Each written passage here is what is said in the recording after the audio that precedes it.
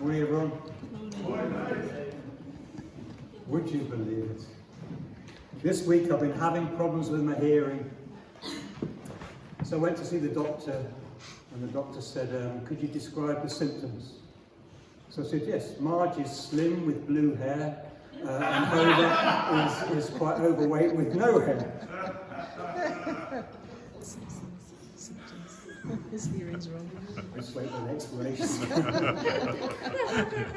Anyway, the doctor did a few tests, and after which he said he thought that I had age-related deafness, which was hard to hear.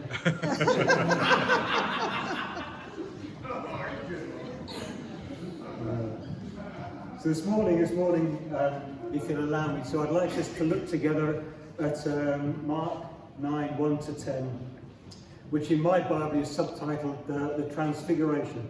It's this, for me, it's a slightly weird passage, a strange event, which is also recorded in Matthew 17 and Luke 9. And as I read around the topic, preparing for this morning, I discovered that the church traditionally celebrates this Transfiguration on August the 6th. So today, if nothing else, can I give you an ecclesiastical taste of summer on this January morning? But before I start, can I thank Sarah on my behalf? Last week she said she changed trains, didn't she?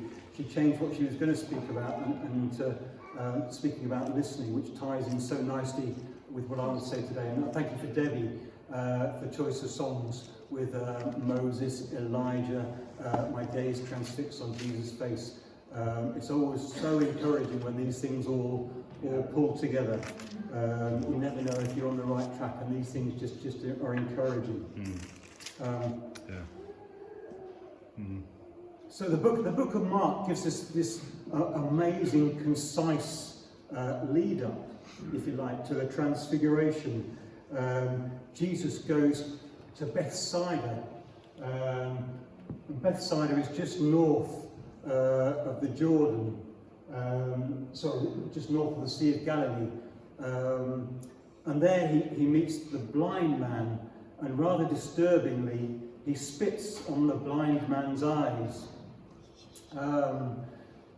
And then after that, the blind man can see, but he can see only partially, like trees walking around. So Jesus touches his eyes a second time, and he can see clearly.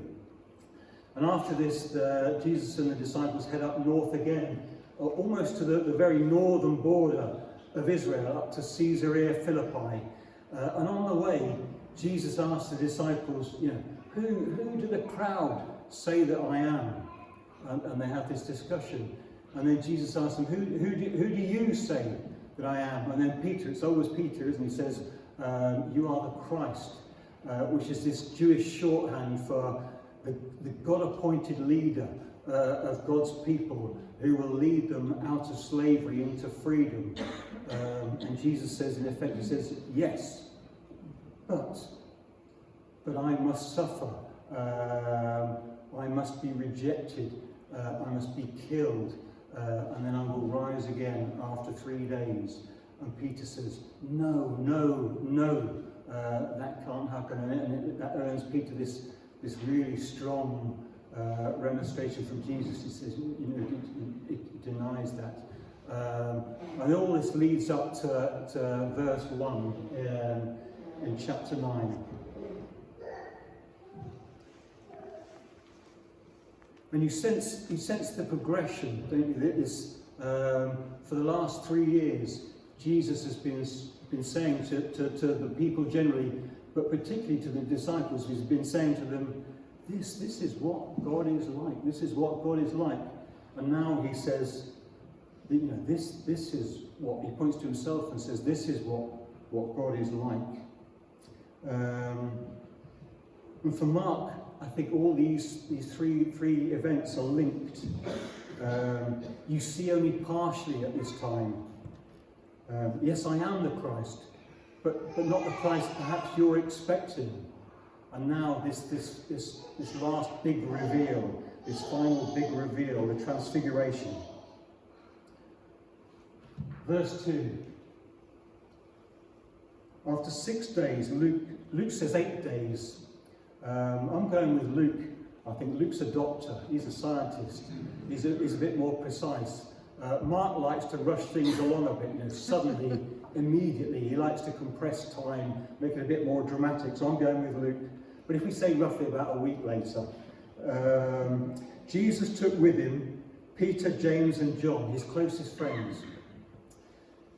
And I kind of wondered, was it for his benefit? Was it for Jesus' benefit? Was it for Peter and James and John's benefit? And it doesn't say, does it? But probably it was for a bit of both. We're not told. And he led them up a high mountain. Why? Why up the high mountain? Well, Luke gives some explanation. He says they went up the high mountain to pray. And I get the sense this is Jesus at a crossroads, at a turnaround point in his ministry. The expectation, the excitement, the anticipation is building. The crowds are getting excited, enthused about Jesus, possibly this new Messiah. But at the same time, so is the opposition, the anger, the confusion around who he is. So Jesus gets as far as he can from Jerusalem, or away from the noise and the clamour, and he climbs to a remote place on a mountain to pray. Jesus is at this crossroads in his life, and he goes to a remote place and he prays to his Father.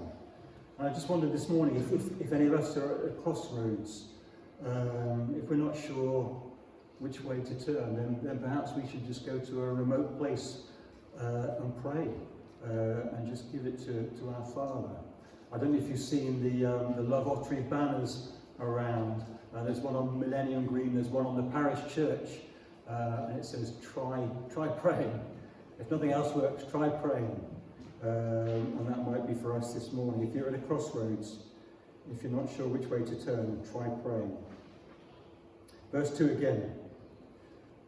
And it says, and he was transfigured before them, and his clothes became radiant, intensely white, as no one on earth could bleach them.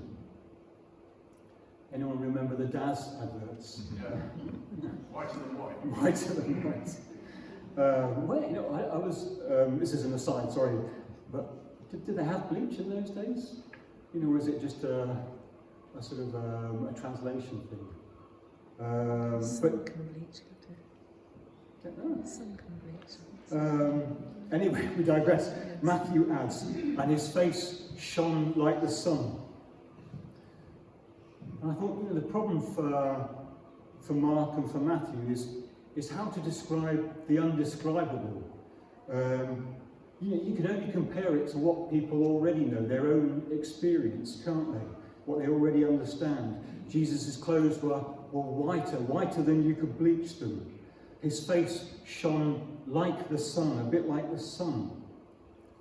I'm sure maybe we should do it now. If we just close our eyes for 5 seconds and just mentally imagine that picture. What do we see?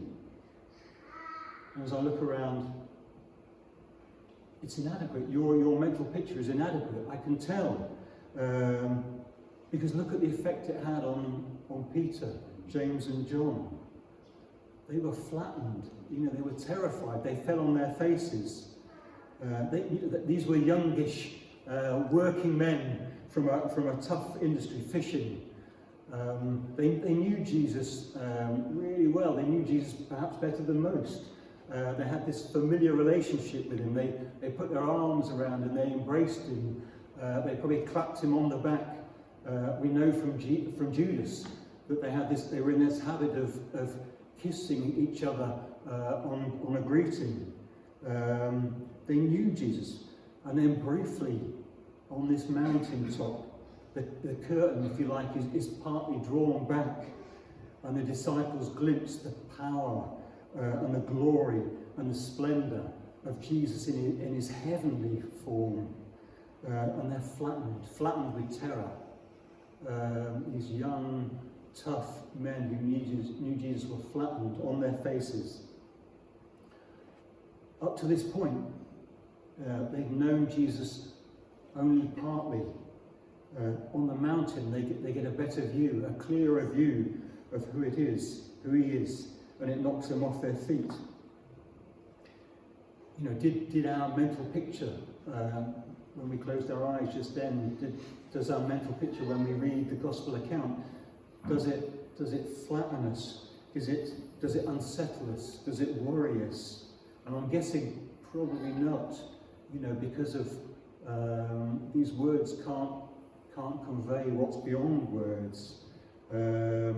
Words alone are inadequate to describe Jesus in his heavenly form. And I wondered, as we consider the Transfiguration together this morning, perhaps Jesus is inviting us to go to a remote place, to be on our own, to be away from the noise and the clamour and the worry and the anxiety and the busyness, and to allow him perhaps just to pull the curtain back a little bit and for us to see him a little bit more clearly. You know, currently perhaps our view of Jesus is limited. We see him only partly at the moment because it's based on our past experiences of what we've known and done so far. You know, in the Bible it says your love is like the Father who, your grace is like the Samaritan woman at the well. Your mercy is like the woman caught in adultery. You know, your peace is like, your joy is like, you know, lots and lots of word pictures. But in the Transfiguration, I think Jesus invites us to go beyond those word pictures, go beyond what we know of him and what we've experienced of him and what we expect of him. And perhaps he wants for us to pull the curtain back a little bit and reveal something of his heavenly reality to us, into our lives, into our experience, which will probably be unsettling and uncomfortable.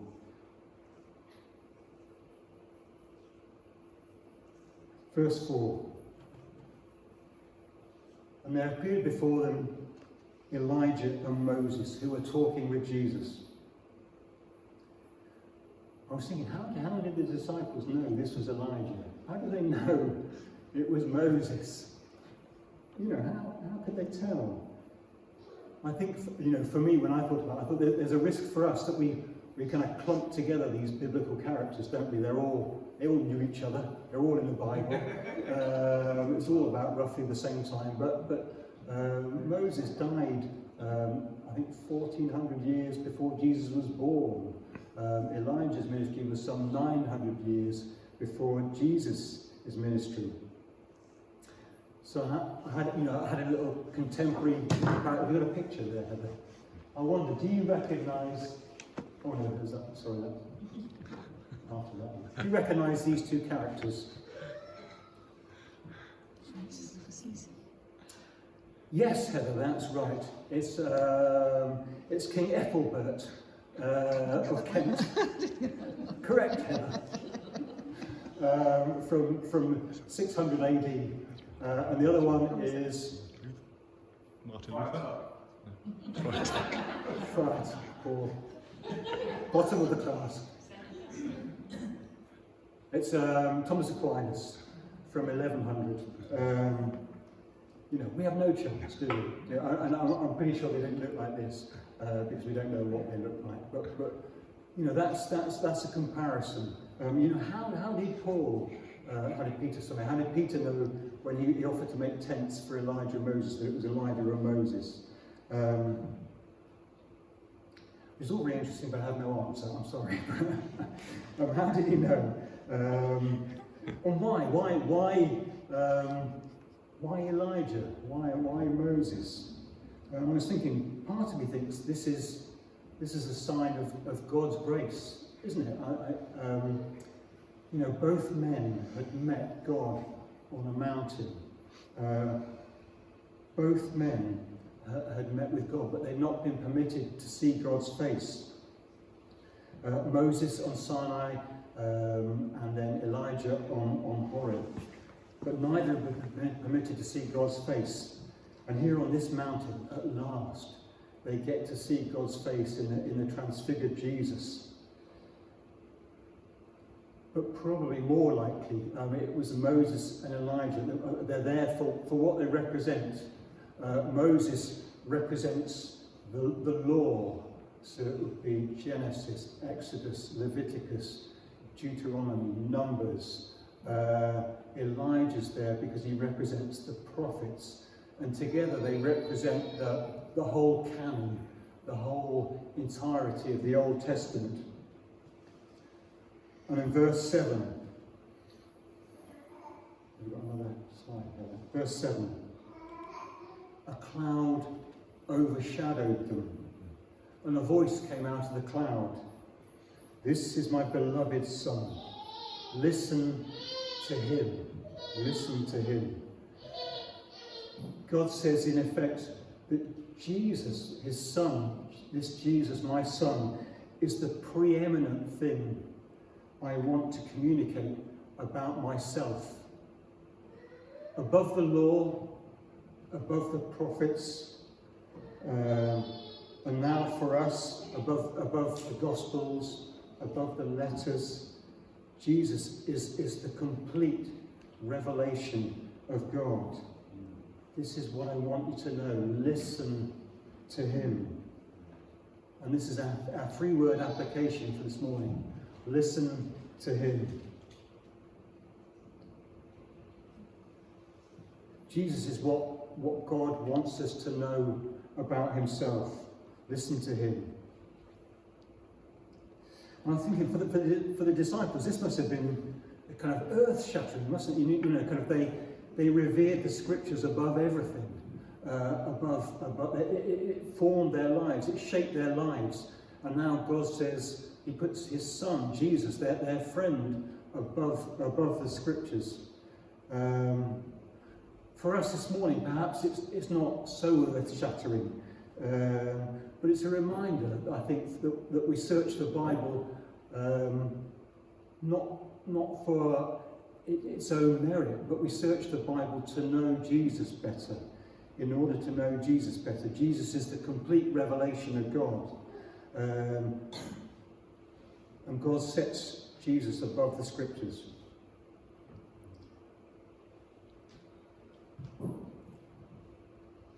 Can I jump back to verse 4? Is that okay?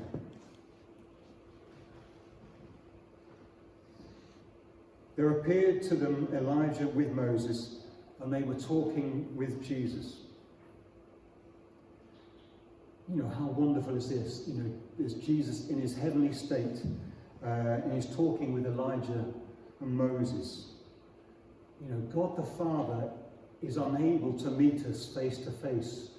We couldn't stand it. We couldn't bear it. So he envelops himself in a cloud to enable us to approach him. But he's really desperate for that communication with us, to meet with us, to talk with us. And Jesus makes that possible. In Jesus, we can speak face to face with God. And I wondered, what did Elijah, what did Moses, what did they speak about with Jesus? Mark doesn't tell us, but Luke says they spoke of Jesus' departure. And he uses a funny word, he uses a Greek word, which is exodus. So they spoke of Jesus' departure. They spoke of Jesus' exodus, which he was about to accomplish at Jerusalem. So soon Jesus will go to Jerusalem. He'll come down from the mountain, he'll go through Samaria, and he'll go to Jerusalem. And there he'll instigate this second exodus. He'll depart from the land of slavery. He'll go through the wilderness, and he'll enter the new heavenly promised land. And Jesus will go and he'll prepare the way for us. He'll make a way. He'll go first. He'll make a way for us to follow him. And it's a huge but.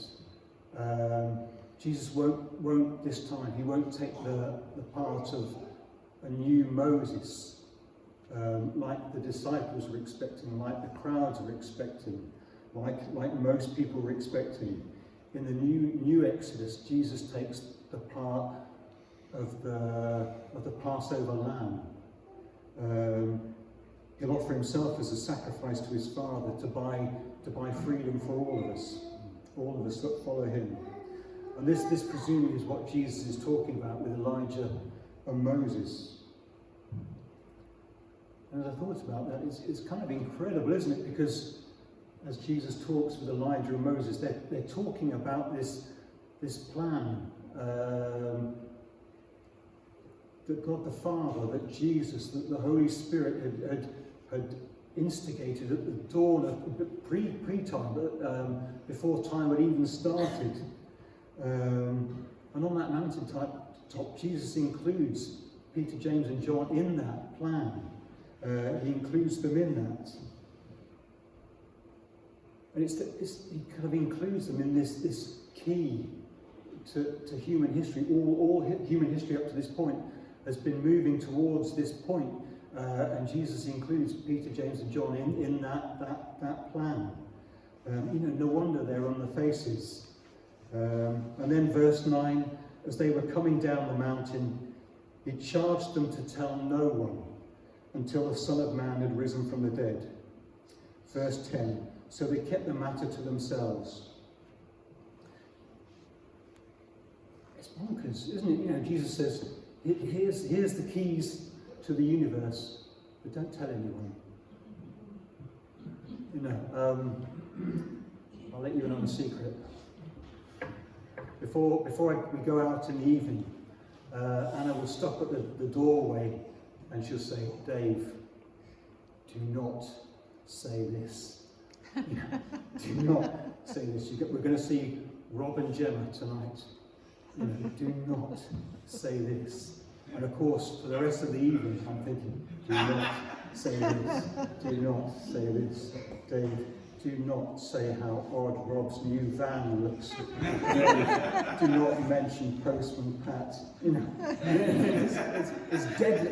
It's there, and it's just paralysing all night. But can you imagine for poor Peter, James, and John with this key to human history? Don't tell anyone. But here's the thing. Jesus includes those that are close to him in his plans for the universe, doesn't he? That's what we learn. Jesus wants us, all of us, to draw near to him, to include us in his rescue plan for the world. He wants us to partner with him. He wants us to draw us close. He wants us to join with him in bringing about this new Exodus. I have a picture of the Exodus. There we go. Yes. But where we're going, there'll be no pillar of fire. There'll be no pillar of cloud to lead the way, to show us where to go. Because, John 16:13, but when the Spirit of truth comes, he will guide you in all the truth. We have the pillar within us. The pillar of God's presence is within us. We have no need of the Ark of the Covenant. Do you remember the I don't know what the box is made from, the wooden box that carries the tablets of the law? We have no need of the Ark of the Covenant. Hebrews 10:16, after that time, says the Lord, I will put my laws in their hearts and I will write them on their minds. We have God writes his laws in our minds. We have no need of the tabernacle, that tent that was where God's presence could live on the earth. 1 Corinthians 6:19. Do you not know that your bodies are temples of the Holy Spirit who is in you, whom you've received from God? We've just got to draw near to Jesus and we've got to listen to him. Final bit, everyone. I wondered where do we see ourselves if we go away and read this on our own? Where do we see ourselves in the Transfiguration account? It's a strange account, but if we were to put ourselves into the picture, where would we put ourselves? And I've got some suggestions for us. Are we like Peter? Do we see Jesus only partially, based on our experience, based on what's gone before? No, Jesus, you're not like that. Over the years, we've built a slightly false picture of Jesus, something that we're perhaps comfortable with, whereas the reality is different. Do we need Jesus to touch our eyes a second time? I want to do it, or do we need to go up to that remote place? Do we need to climb the mountain, go to a remote place, go up on East Hill, away from the noise, and allow Jesus to pull the curtain back a little bit, and to reveal something of his real nature, his heavenly nature, which will be unsettling, will be uncomfortable, will be challenging? Or do we need to perhaps hear God's voice again saying, This is my son, listen to him. Listen to my son. Not to books, not to authors, not to podcasts, not to YouTube, not to all the things I love, not to sermons on a Sunday, no matter how good or bad. This is my son, listen to him.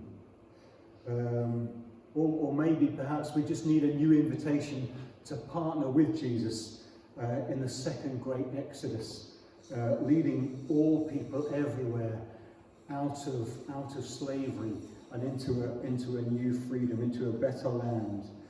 And in this time we're not bound by secrecy, thank goodness, in my case, because the Son of Man has already risen from the dead. We needn't keep quiet any longer. Jesus has returned to the Father. He's gone to prepare a place for us, a way for us to follow. He says, partner with me in leading my people everywhere into freedom. So God says to us, listen to my son, listen to him. And Jesus says, follow me. And the tough thing is that there's a cost, because he says, follow me, and Jesus is on his way to Jerusalem. He's on his way to sacrifice himself, so there is a cost. Thank you for listening. Shall I end with a prayer? And then there'll be teas and coffees at the back. And I'm going to have a word with Rob and apologise. And thank you all. It's lovely to see you. Lovely to see you, Brian and Wendy, visiting. And have a great week. Lord, thank you. You've gone to prepare the way for us, that you've given yourself, that you sacrificed yourself for our sakes, that we need no longer no death, that we can be free in you. Lord, I pray for each of us here. I pray that you give us this week, in the coming weeks, in the coming months, this year, you give us a fresh revelation of yourself, that we'd end the year knowing you better. Lord, I pray tentatively, I pray that you'd unsettle us, that you'd make us uncomfortable, that you'd help us to see that you are far beyond what we might expect or what we've known already, that we can trust you, although that we don't understand, that we can trust you. And Lord, I pray that you'd use us in the lives of our tree, in the lives of our friends, our family, our colleagues, those that we know. I pray that you'd use us to lead them towards the promised land, towards that freedom in you. Amen.